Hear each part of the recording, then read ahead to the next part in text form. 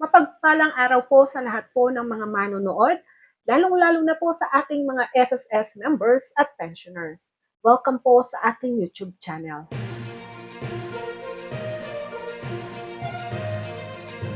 Sa video na ito, ating sasagutin ang isa sa katanungan ng ating viewer.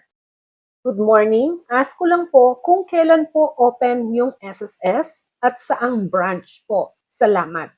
Need po kasi naming magpunta ng SSS. Para masagot ang katanungan na iyan, ating titignan ang naipost na advisory ni SSS sa kanilang official Facebook page.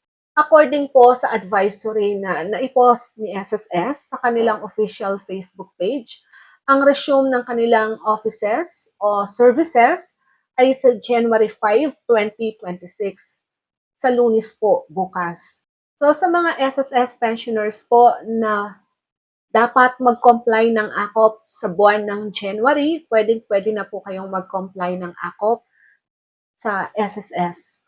Kung kayo po ay magko-comply through personal appearance.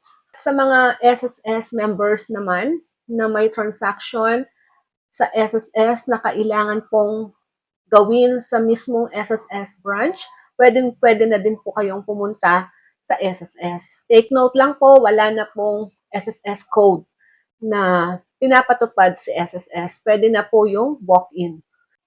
Again po, open na po ang SSS sa January 5, 2026 sa main branch at sa mga iba't ibang SSS branch nationwide. Yan lamang po ang ating information sa ngayong araw na ito. Have a nice day and God bless us all. Ito po ang inyong lingkod, Pro Information Hub.